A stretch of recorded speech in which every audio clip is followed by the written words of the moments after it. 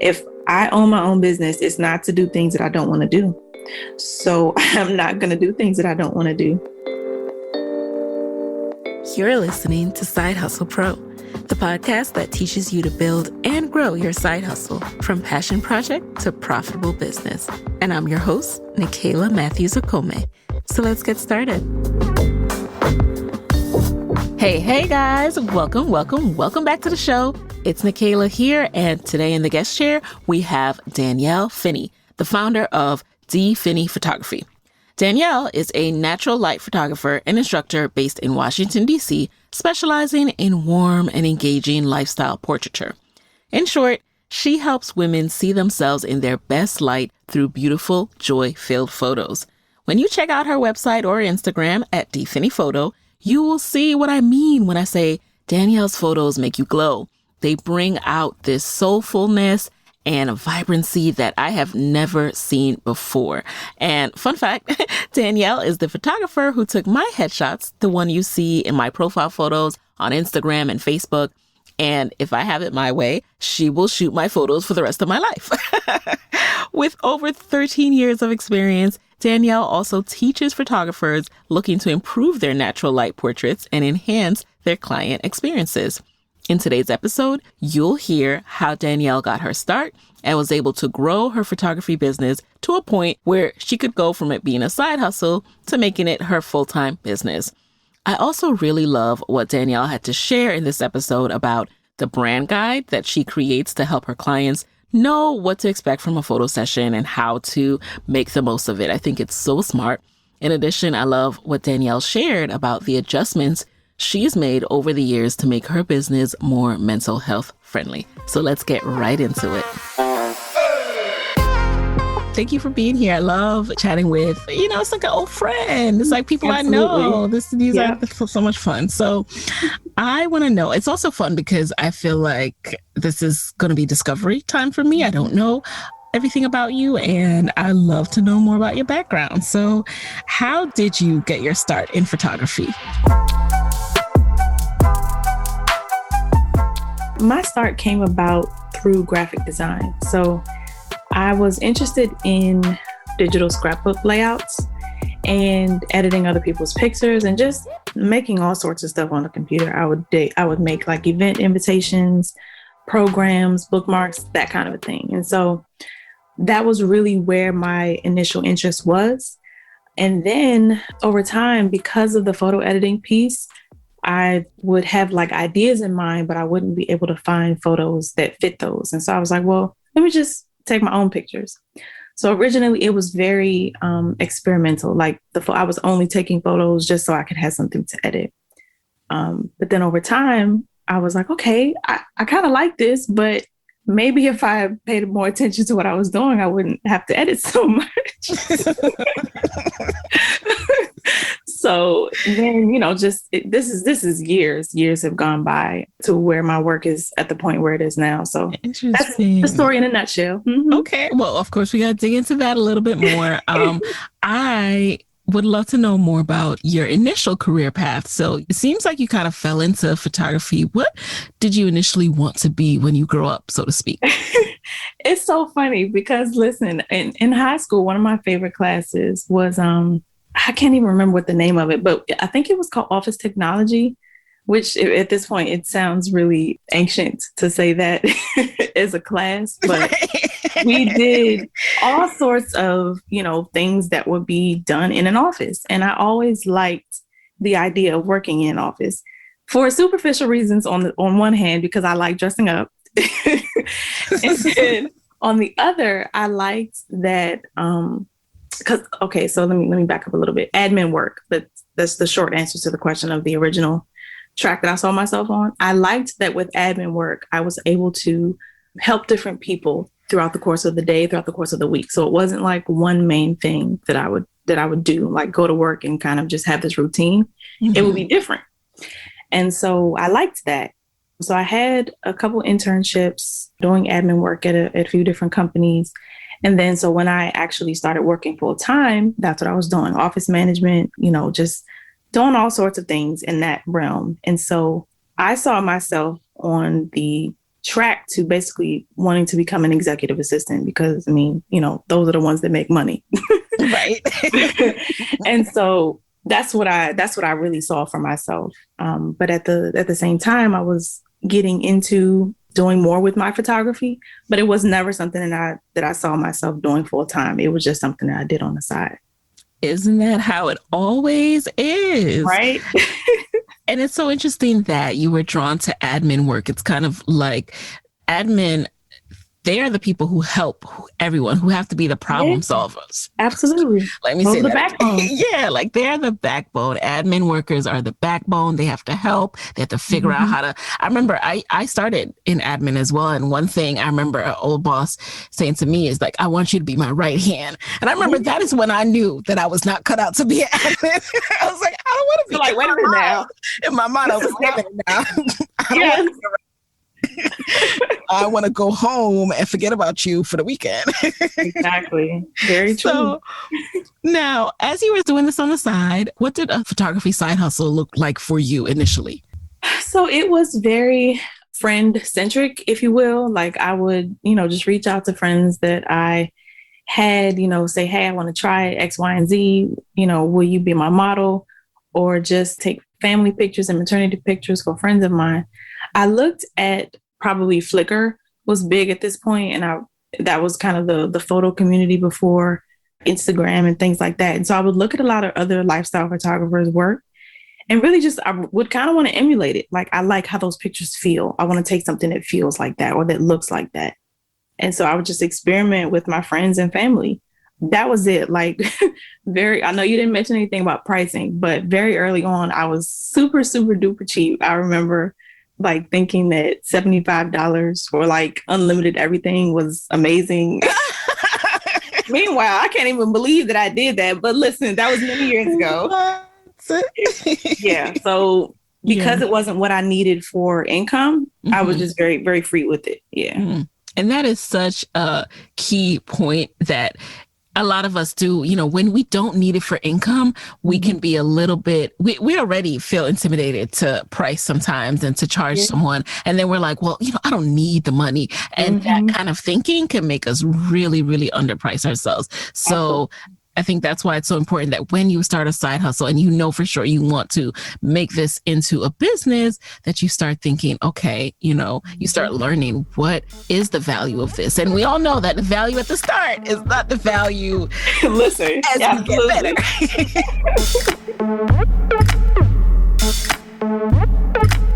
What were you doing to get better? Was it just a matter of as you took more photos, you start to be able to tell what was good and what wasn't good? Yeah, it was very experimental. So I'm a trial and error learner, but I do not want to discount my brother. So my brother was into photography for way longer than I was, way sooner than I was. I remember growing up, he had like a little makeshift studio in the basement, and I would be his model if he needed to like test lights or just test like little setups and things he wanted to do. But I will say that at that point, I had no desire for photography because he was doing film photography, and that never appealed to me. So because you have to know what you're doing with film photography, you can't just, click and be like, oh, okay, I'll fix it later. Like you got to wait till you get those pictures developed and then it look like trash. So you got to know what you're doing. So he did help me out. I will say, though, that because my style was very like experimental and trial and error, that kind of got on his nerves because he knew what he was doing. And so he's like, you have to understand. So trial and error, I would read different things. Like if I had something specific that I wanted to learn how to do better, I would look that up specifically. So yeah, I would definitely credit experimentation as the biggest way I've learned. And what was the investment like at that point? Did you go for the really expensive equipment? Were you just fooling around with scraps that you found? Like, what was it? Absolutely not. Let me tell you. So one positive, or, one of many of my brother already being in photography, I was able to use his camera. Okay. So I was able to use his digital camera. That helped. But even before I got to that point, I was just using like a regular point and shoot camera, not a DSLR. And really, this is an important point that I like to tell people that wonder like, well, what camera should I get? And what camera do you use? Like, your camera does not matter if you do not develop your creative eye.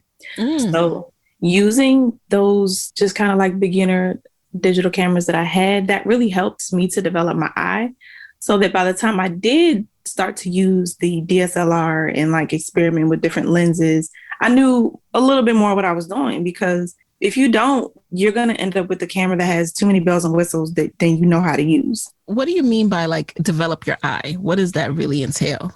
So that really means, I guess, how you see things creatively.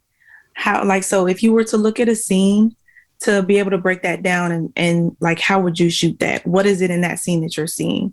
How do you see things through your unique creative eye? We don't all see things the same way.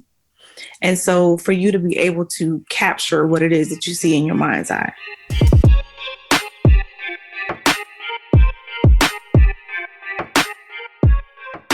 Now, how many years into it were you before you actually set up a system, you know, a website or whatever it may be, to start to get clients that weren't just the homies? Yeah.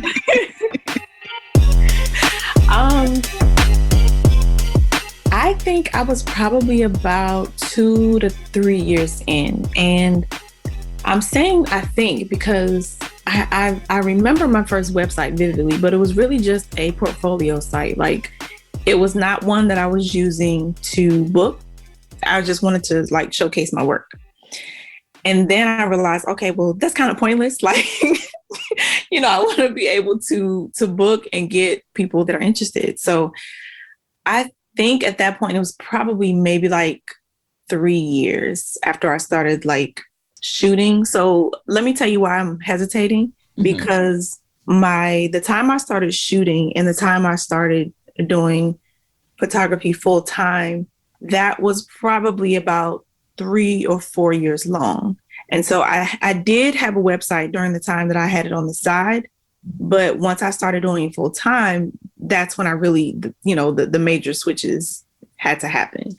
So as you started to take it more seriously as a side hustle and start to take on more clients, what happened? What made you decide to start taking it more seriously? I started to enjoy it. Like, so let me back up a minute. The main reason I always told people for why I never wanted to do this full time was because I thought I would not enjoy it any longer. I always would tell people, you know, I want to keep it where it is. If I have to do this for money, I'm not gonna like it anymore. And once I realized, well, really, I got laid off. Like, that's what made me, it kind of pushed me into doing it full time, because I had to at that point. But once I actually started doing it, then I realized, okay, well, this isn't so bad. I can still like this and make money off of it. That's a real concern, though, that people have sometimes. It's like when we do something and there's no pressure to make money, there's no hassle of having to price yourself, decide on prices, or go through all this rigmarole, you know, there's this fear that if we turn it into something, that it's going to be a pain. But that's not necessarily true. I mean, in all things in life, there's some downsides and there's some pain and some you know, administrative work with anything. So it's not necessarily a negative. But there are some shifts required, right? Like, so absolutely. Once you were laid off and you had to ramp up the steam, what were some shifts that you made in your business to formalize it and to get more serious? So I'm going to back up just a hair. Like, okay, when I got laid off, there was not an immediate shift for me that happened, because I told myself, I still was kind of thinking, okay, well, I'll do this until I find something else full time. Because when I got laid off, that happened in 2009, and the recession was a thing. And so it was not easy for me to find something right away. But I did not think that this could be a profitable means of making a living. I was like, okay, well, this is good for now. But when I couldn't find anything, I think it may have been like maybe like a little over a year or something, but I was still, you know, shooting more and, you know, getting more experience and modifying, you know, firming up contracts and just becoming more efficient in time and with more experience. Then I realized, okay, I can do this. This can work. And a little thing about me is that I get overwhelmed when there are a lot of pieces. And so I always feel like, well, I have to have all my ducks in a row before I start. Mm-hmm. But I never would have done it if like things are not perfect, you know? Yep. So being laid off helped me to kind of be thrown in there, so to speak. Mm-hmm. And I figured it out along the way. I kind of operate very intuitively, kind of for better or for worse sometimes, but yeah, it helps me to not feel like I have to strive after some arbitrary goal that's set by someone else. It's like, well, how does this feel? Does this feel okay? And then kind of go from there. Isn't that amazing how life sometimes forces us to boss up? Like, right? Hey, do you want to make income this month? All right, well, and let's go from there. You mentioned that, you know, you were getting more clients, you were firming up your contracts and things like that. Mm-hmm. Did you know anything about marketing? How were you attracting your clients at this point? So social media definitely played a big role in the beginning. I mean, it still plays a role now, but even more so in the beginning, because this is back when social media was newish and organic reach was legit. Like, yes, you could literally, you know, you could see who you follow. Exactly. It was not as convoluted as it is now. So people in other states started to know of me. And then I started to like do a little bit of travel to these places where I had like clusters of interest. Mm-hmm. And that wouldn't have happened without social media. So of course, you know, it's nice to have people elsewhere, but you know, you want to be able to make money at home too. So that was a big thing. Social media and also just word of mouth. Like people were really happy with the pictures that they had taken. And so then they, you know, referred me to friends and family. So yeah, that was the biggest way that I marketed myself. Perfect.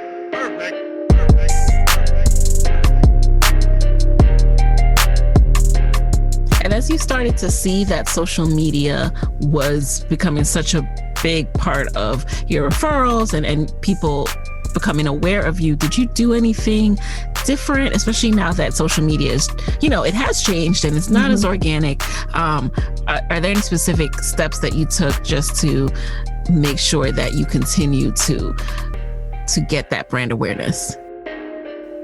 So this has really changed over time, because the short answer now is no. But previously, I can say that I just tried to share as much as I could. Like, I just tried to share as many photos as I could. I really used to share a lot on my blog as well. And that helped me. I think at one point I was like the top Google search result for DC lifestyle photographer because of my blogging. And so, yeah, between blogging a lot and sharing, you know, tons of photos there, I used to share like full sessions so that people could see like what the whole experience would look like, and trying to share more like behind the scenes and things like that on Instagram and Facebook. That really helped. It's changed over time because I really don't have as much of I have the social media presence, but I'm not as active there as I once was. And I'm glad that you brought up the blog, because that is absolutely something that's just awesome that you have done to make your brand stand out. I mean, it's just so beautiful. And you're right. You go there, and I don't know anyone that can go to D. Finney Photography and not think, oh my God, I want her to take my pictures. I just don't know. If you do that, let me know, because I don't think it's possible. So at what point did you decide to start the blog? That was an early-ish thing, actually, because I was really just copying off of what I saw other people doing. I was like, oh, they have a blog. This looks nice. I'm going to do that. And so let me tell you, there was no original rhyme or reason until I saw the results. I was purely just sharing because I knew that that's what got people to want to work with me once they see what I did. And I was able to share, you know, client stories and just kind of share more behind what happened and not just the photos themselves. And I really didn't have the ability to do it in the same way on social media. You know, the formatting is different, and, you know, you can share the pictures and you can share some captions, but it's just not the same.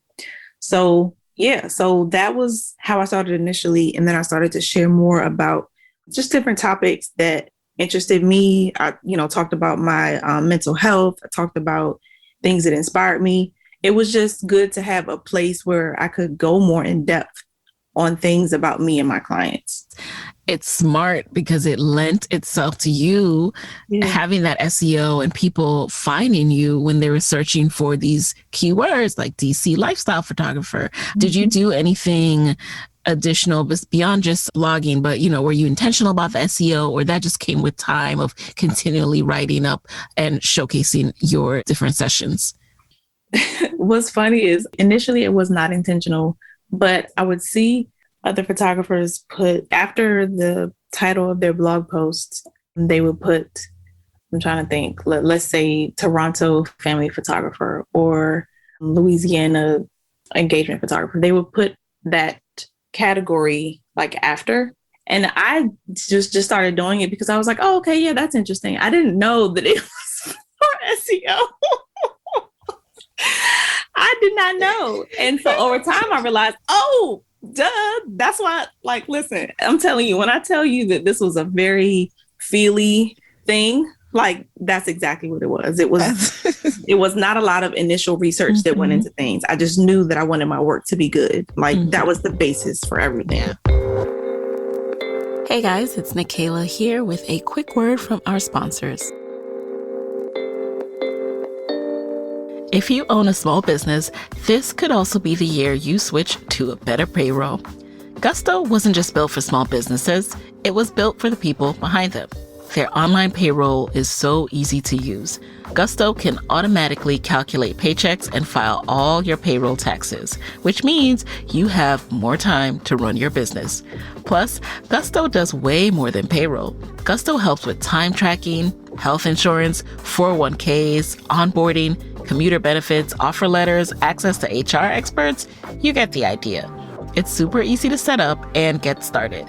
And if you're moving from another provider, they can transfer all of your data for you. It's no surprise that 94% of customers are likely to recommend Gusto. Here's the best part. Because you are a Side Hustle Pro listener, you get 3 months totally free. All you have to do is go to gusto.com/SHP. Again, that's gusto.com/SHP. I'm telling you, you're going to love Gusto. Get started today. Many thanks to Skillshare for sponsoring this episode. No matter what 2021 brings, you can spend it creating something meaningful with Skillshare's online classes, because time is what we make of it. Skillshare is an online learning community that offers membership with meaning. With so much to explore, real projects to create, and the support of fellow creatives, Skillshare empowers you to accomplish real growth. You can explore classes on marketing, freelance and entrepreneurship, graphic design, and so much more. I just checked out this really cool class called Creativity Unleashed. Discover, hone, and share your voice online. It was right on time and what I needed, because it guides you through how to determine your individual value as a creator, how to overcome those insecurities that hold us back from creating content, and how to establish your core theme and more. It was all so important as I grow as a content creator. With Skillshare, you can find inspiration as well and learn how to express your creativity. Explore your creativity at Skillshare.com/hustle and get a free trial of premium membership. Again, Side Hustle Pro listeners, head over to Skillshare.com/hustle to get a free trial of premium membership. You have a signature style, Danielle. You call yourself a natural light photographer, and your pictures make people, it's almost like you can see their soul glow through their pictures. Like it just brings people to light in the best light ever. When did you start to develop that signature style? When did you realize that was needed? Yeah, I feel like I started to develop that like shortly after I decided to do this full time, because my early work was I feel like it was definitely darker than it is now. It was definitely influenced by just other people's work. Because let's face it, like in the beginning, I feel like a lot of creatives, we just look at others and we copy them. Right. Until we're confident enough. Yeah. Or we think that that's the way. Like it's we're trained to like go to courses, go to school, learn and do steps that we've learned. So it's not even like a bad thing. Like people are like trying to copy, but that's what we're trained as humans to do. Exactly. Follow steps. Yeah. So like until you are able to kind of get that confidence, till I was able to get that confidence to consistently see, like I would see pictures that I took and I was consistently being drawn to just warm expressions, joyful faces. I did try to do like these like serious modelly kind of editorial looks and they were cool. The pictures looked nice, but they were just cold and they didn't do anything for me. And so I realized that, well, this isn't doing it for me. And I don't want to just do work for the sake of doing work. Like I want to do things that I enjoy. And so I was able to key in on that and then just see, well, how can I consistently get this from every person that I'm shooting? And just over time, I've been able to really the biggest thing is just making my clients comfortable. Like I have to make them comfortable for them to be able to relax and for me to be able to get those warm and genuine and joyful expressions. And in terms of like the lighting, that definitely came over time, just was a learned skill, something that I would key in on different pictures and I would kind of a similar thing to the expressions themselves. I would see this kind of light and I'm like, I like that. That was an accident. How do I do that on purpose? I tell you, practice, trial and error. And so, but it was because I was able to see it in my mind's eye. Yeah. I knew it when I saw it. So yeah, and you definitely do a great job of making people feel comfortable. And, nowadays in today's world, like everything is so filtered. It's almost like even your camera, you can't even trust that your camera is taking an accurate photo of you. You're like, is that me? Like, is that my skin? Is that how my skin color really looks today? Or, is that just how the manufacturers made me look? So I think it's so refreshing to know that you're going to show someone in the best light and also their organic light in terms of like, that is their skin color. It's not some moody filter that you decided to put on me. I'm like, wait a second. Right. Like, I'm not that color. I'm not gray. Why am I so chiseled? What's happening? So yeah, it's important. Now that you're doing this natural light photography, do you find that people come to you for that reason? Absolutely. Absolutely. Like I don't know that I ever kept count, but I definitely there have been multiple people that have said that they wanted to work with me because of how well I light Black skin, how great our brown skin looks, just you make us glow. Everybody looks so happy. And that is an honor. Like vibrant, that is truly my goal. And it's an honor when people can see that and appreciate that. At what phase did you say to yourself, like, I'm not going to look for a job anymore? I feel like it was probably maybe around like the 2-year mark after I had gotten laid off. That's when I was like, this is it. I was like, we're going to make this work. I know my early years, I did not bring in a lot, but I knew that was what I wanted to do. Like I enjoyed it. I really enjoyed it. And even though it was challenging, I knew that I would improve if I kept at it. And I did. Were you ever, you mentioned that in the early years you didn't make a lot. Were you ever concerned about that part though? Like, I'm one person. I don't know if I can extend myself to enough people to make what I used to make, or I don't know if I can charge what I really want to charge. Like, talk us through some of the wrestling you had to do on the money side to figure out like what will make me happy, what will make sense and also make me happy in order to not have to go back to my job. I will tell you that I had a major help in my parents. I didn't have my own place. And so I did not have that concern initially of, I'm not going to make rent this month. I'm not going to eat. Like, I didn't have those concerns because I would be taken care of. And not that I was, what's the word? Freeloader, like by any means, I would definitely contributing and, helping for the household to run smoothly. But that's a blessing. Like, I'm very grateful that I had that. And so those early years where I wasn't making money, I think my first year, I probably made about $13,000, my first year. Mm-hmm. And I don't think that it was a full year because I had gotten laid off. But either way, wild low. And I realized like, okay, well, that was a bust, but I don't think I'm gonna like, I already had moved past those super low numbers that I was charging. And even though the anxiety that I had about raising my prices, I knew that my work was good and continually getting better. So the early price increases were smallish, but definitely impactful because, you know, going from, let's say 75 to, I don't know, 250, that's a decent jump. So early on, the apprehension was there.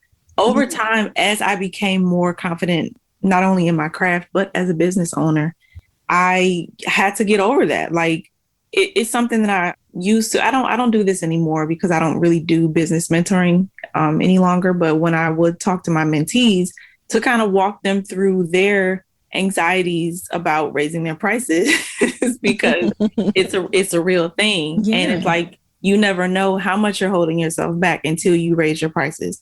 And then you'll be surprised. Oh my gosh, people are paying this much to work with me. Yes. And they would have paid you that sooner had you raised it. Right. And I feel like it's just a work in progress, especially with us as Black women, because we are notoriously underpaid and just all of the anxious thoughts and things that come along with that. So yeah, it's a work in progress. And speaking of guides, you do something that I find very unique as well, in that you provide this awesome brand guide that you create for your clients to understand just how to have the best photo shoot possible. Can you tell us more about the purpose of the guide and why you decided to create it? Absolutely. Listen, I have been a guide making somebody for years. Like, I have created wardrobe guides. I have created like winter guides, yes, portrait guides, fall guides. And the reason why is because I believe strongly in an educated consumer. Yes. So if you know more about what you're getting into, that can help you make the decision. I may not be for you, and that's completely okay. But I need you to know what my process is like. So with the brand guide that you're referring to, that is definitely a labor of love. Like I just updated it because I think I first created it maybe about 2 or 3 years ago. Okay. And the original purpose for that was to literally to showcase potential clients what this process is going to look like. Because it's not just you showing up and me snapping. There is some planning involved. And I don't want you to be surprised by that. I want you to know. So this helps you kind of walk through the process. And it's not just for working with me. Anybody can download that and really just kind of see, well, what should go into a successful session, regardless of the photographer. So even if your potential photographer does not have this process for you to walk through, you walk yourself through these steps and the pictures will reflect that.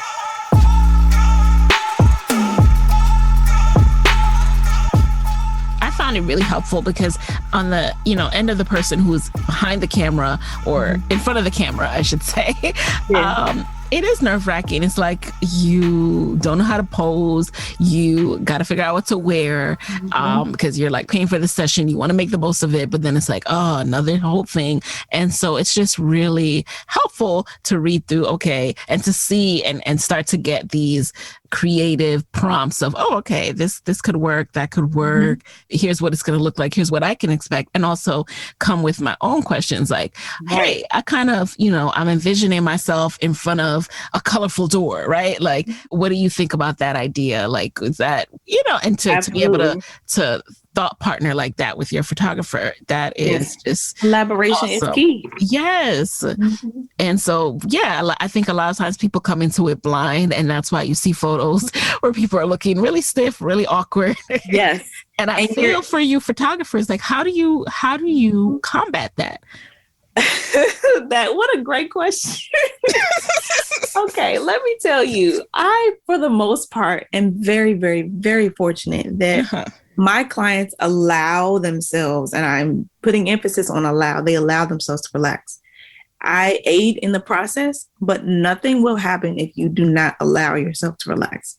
So I have had a few clients where it's very difficult and really they just don't relax. And so For me, because I have a specific look in mind that I want for the photos and that you want, which is why you book me. You want to look relaxed. You want to look pleasant. You want to look joyful. So I have to guide you. I have to, direct you. And I'm not a super posy photographer. And so to help you to look natural, if you have not allowed yourself to relax, that puts a lot more work on me, because I now need to direct you into ways that look relaxed, even though you're not. So I don't know what other photographers do, but on my end, like, the biggest thing that is helpful to a successful session is allowing yourself to relax. Like, you got to trust your photographer.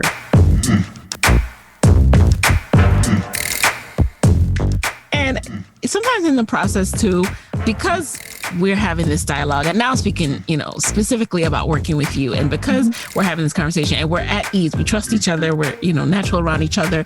And this is me and you who, this is like first shoot, right? We didn't know each other for some long time. We weren't long time friends that go back to college or anything like that. But this is just on just human connection level, and you just being good at what you do.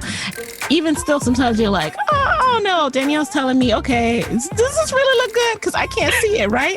But then you see it and you're like, oh my goodness, how did you know to put me in that position? And not put me, because, I have to get comfortable. You won't take the snap until I get comfortable. Yes. But you saw it in advance. And so I think that is just so incredible. And if I could, I would carry you around for the rest of my life. And pay you to take all our pictures.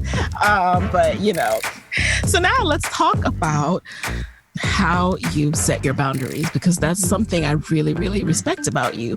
And I know that you, over the years, you've had to make adjustments to your business to make it more mental health friendly. So can you talk a little bit about the adjustments that you've made and things you've had to unlearn to really make your business mental health friendly? Sure. And I'm actually glad that you used that term, unlearn. Like, the biggest adjustment for me is realizing that I don't have to do what other people are doing. Like, and it's such a simple thing to say, but especially with how social media is now, it's easy to get caught up in seeing what other people are doing and being like, okay, well, that seems to work for them, or maybe I should be giving that a try, or, things like that. Right. So one of the biggest things for me, a few years ago, I think it was 2016, I was just really going through it. And so I went and I got checked out, and I was diagnosed with bipolar 2. Now, over the years, I have been seeing a therapist, and she kind of questions that diagnosis, which I'm okay with. Like, it is what it is. You got to, manage yourself regardless of what the label is. But having that experience taught me that I really need to take my mental health more seriously. And so in doing that, it helped me to kind of block out the noise, if you will. Like, I go for long stretches where I am not on social, or where I just say, okay, hey, I'm not going to be booking or doing anything for these months. And it's a thing that I realize I have to do, because exhaustion is a major trigger point for me. Like, I kind of shut down almost, and I still have to provide for my clients. And so I realize that I don't do my best for them if I'm exhausted and feeling not great in the head. So to help them, I have to help myself. And so that's the biggest thing for me, is just being aware of the things that make me feel bad and not doing them. That it sounds so simple, but it's so key. And I am in that process myself. I'm learning that. And I that's why I respect that so much about you, because when you have a business that requires you to be on social media, okay, maybe not require, but it helps you. It's helpful, right? It's helpful. How do you balance that then? I have made the switch to doing a lot more via email. So I have a robust email list, and especially since I switched to the waitlist format for booking, I don't really have to promote myself on the gram or any other social platform to get bookings. And I am very grateful that the people that I already have following me have made the switch. Obviously, not everybody has come over, and I'm completely fine with that. But enough have come over that have said, hey, I want to work with you, and I'm going to follow the channel by which you're doing this now. That's my biggest change that has happened.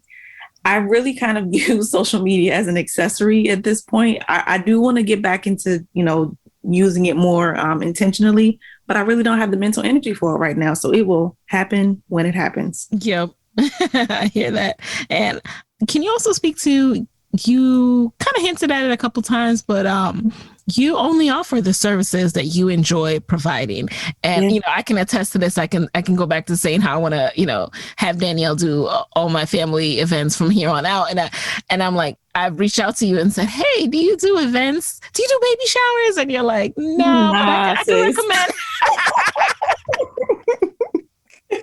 And some people, would make exceptions. And I'm not saying for me, I don't got that making exceptions, but some people would compromise what they like to do based on who is asking, but you don't do that. So were you always like this, or was it something that you realized you had to do to protect your mental health? Yeah, it's a combination, actually, because I realized early-ish, and when I say early-ish, not early in my shooting career, but early in my business's career, early in the D-Finney, once D-Finney photography was established.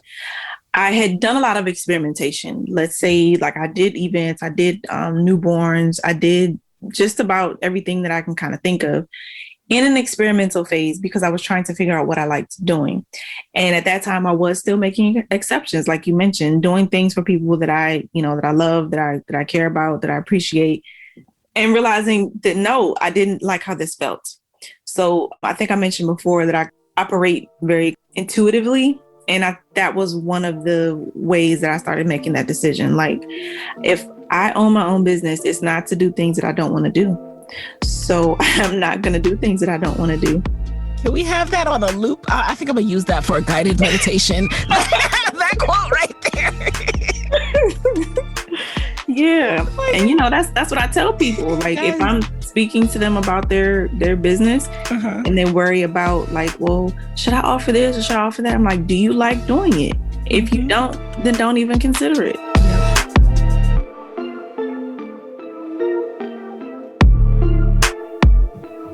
It sounds so simple, you guys. I'm telling you, the mental gymnastics, it does not feel so simple when you're going through it. But when you own your own business, all of a sudden you're faced with what you think you're supposed to do. You're faced with what you see other people doing. Then you're faced with what you enjoy doing. And you have to make the decision of what's smart amongst all of that, because maybe you have to do a little bit of what you don't like to do at first, right? Before you get to a comfortable spot where you can say no to more things, but you have to determine at what stages you can do that until you can finally just say, hey, I didn't start my own business so that I could, do a bunch of stuff I don't want to do. That defeats the purpose.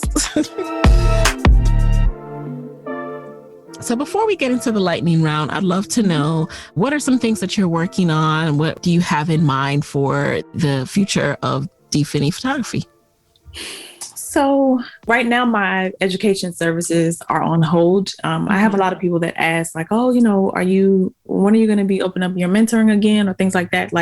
My education is on hold because I'm right now in the process of reworking how these are going to be offered. I have a lot of really cool ideas, but I'm trying to think about kind of throwing back to your question earlier about what works best for my mental health. A lot of what I was doing previously with my education, it was very much beneficial for the people that I was teaching, but not so much for me. It took a lot out of me. So I'm trying to figure out what's the best way to move forward in a way that works for me. And how I see D-Finney photography kind of moving forward. I am not someone who wants to switch over to the education space and not work with clients anymore. I love taking pictures. I love seeing people's faces light up when they see themselves in that beautiful light, and they're like, oh my gosh, this is me. I love that. So I want to continue doing that, but I know that with it just being me, I don't have a goal of working with hundreds of people every year. I am going to be putting a cap on my services, which I kind of already have it really with the wait list. There's a limited number of spots that I open up every couple months. Yeah. So I just feel like I'm getting to a place where I just want to be comfortable and coast, if you will. And I do want to do teaching on the side, but not like as a, making a switch over to an educator and just doing a few sessions. Yeah, because teaching can be all consuming. At the same time, as an entrepreneur, as someone who is responsible for every dollar that comes in, eat what you kill. How do you balance that wait list, that limited slots and availability with there's obviously a limited income with limited slots and you're only one person. So how do you continue to grow your business? So I just actually made my biggest price jump at the start of this year, I think. And I feel like it was overdue, but the busyness that I had last year really solidified that for me. I was like, oh, I never want to shoot this many people again. This is my cap. I've hit it. And you're talking about 2020. You're talking about, yes, wow. During a pandemic. During a pandemic. Wow. Yeah. With the pandemic stress on top of that. So yeah, I realized that I pretty much hit my cap in terms of the number of people that I would never want to work with again. So not in terms of I never want to work with them again, but that number. Right. You stretch yourself. Yeah. Yeah, I did. And so now with me kind of mentally knowing what is too much, it's just going to have to be modified by my rate increases. And so as my skill increases and, my time is limited, I do see, and really, I feel like the loose goal that I've always had for D. Finney Photography was to be a little bit more like of a boutique kind of service where, I just work with a few people at a higher price point. See it as more of an exclusive thing to work with me. Even saying that, which is funny because this is not a small platform by any means. This is being said to. And so shout out to your listeners. Right. But I appreciate that because, you think about the big name brands that only have a limited number of a certain item available. And if you want it, you get it. You put the money aside and you get it. And so that's kind of how I think about it. And it's funny, I used to tell people, like if they were asking like if I had sales and I would, no, I don't have sales. Sales? Because does Apple have sales? Photography services? They tried it.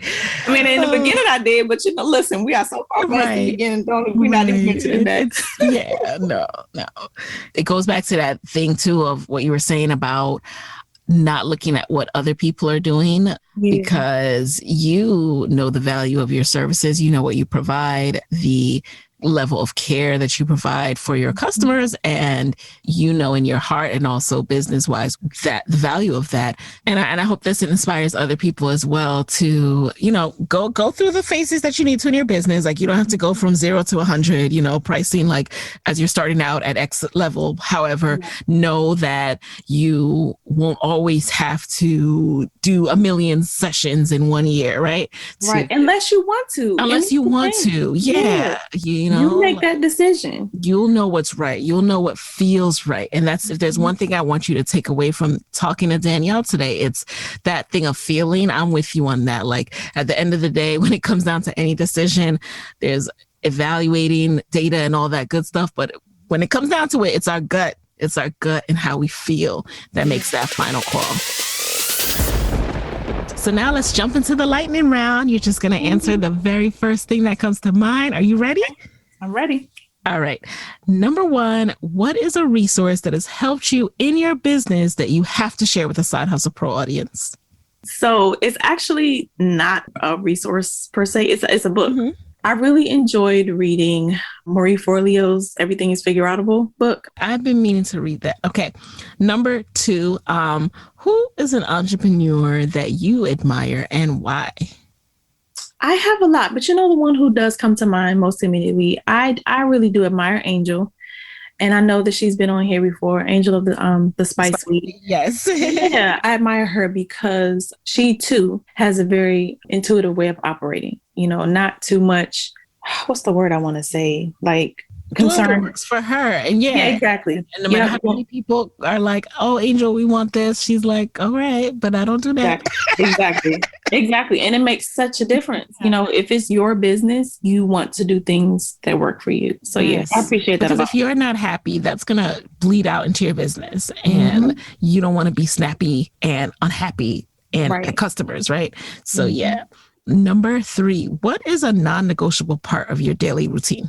A non-negotiable part of my routine now is moving my body. And I say it that way because it's not necessarily exercise. Like, it's not specific. It's just, I need to move, whether that's stretching, doing some sort of, walking, or whatever it is. The pandemic has definitely affected, I feel like it's affected all of us in various ways, physically. Yep. But I just didn't like how I was beginning to feel, just kind of stiff, and so that's a non-negotiable for me. And number 4, what is a personal habit or trait about yourself that you know significantly helped you when you were side hustling? I'm very observant, so I feel like that's a big thing, and that applies in so many different ways. I think I mentioned previously about how I would kind of look at what other people did and or look at my own work and figure out what was it about it that I liked and what did I want to do more of. So that's it kind of on the creative side. But then on the business side, same thing. Like, if I saw things that people were doing that looked like it may work for me, then I would kind of go more into that and research a little bit more, give it a try, things like that. But you wouldn't see it if you weren't observant. So with that, number 5, what is your parting advice for fellow Black women entrepreneurs who want to be their own boss, but are worried about losing a steady paycheck? So I would say don't rush. Definitely still do the work while it is still a side hustle, and not necessarily wait to, I can't do more on this until it's full time. Like, do the work, put the effort in, but don't feel like you have to chase after the goal of entrepreneurship if you don't know that that's your goal. Because I feel like social media definitely has glamorized it tremendously. Oh, yeah. And it's a lot of work. It's a lot of work. And I'm not about people doing things that they don't know fully that they want to do just because they see others doing it. So take your time. Don't rush. Take your time. And with that, where can people connect with you after this episode, Danielle? I am D Finney Photo everywhere. So my website is dfinneyphoto.co, not .com. And my blog is dfinneyblog.co. Everywhere else, I am D Finney Photo. So that is D Finney Photo on Instagram, on Pinterest, on Twitter. I believe it's D Finney Photo on Clubhouse as well, even though I'm really not on there. But I have accounts on all of these places. But y'all can catch what you catch when you catch it. I hear that. Well, thank you so much, Danielle, for being in the guest chair. This was awesome. And you guys can catch all of the show notes for this episode over at sidehustlepro.co/episodes. And there you have it. Hey guys, thanks for listening to Side Hustle Pro. If you like the show, be sure to subscribe, rate, and review on Apple Podcasts. It helps other side hustlers just like you to find the show. And if you want to hear more from me, you can follow me on Instagram at Side Hustle Pro. Plus, sign up for my 6-bullet Saturday newsletter at sidehustlepro.co/newsletter. When you sign up, you will receive weekly nuggets from me, including what I'm up to, personal lessons, and my business tip of the week. Again, that's sidehustlepro.co/newsletter to sign up. Talk to you soon.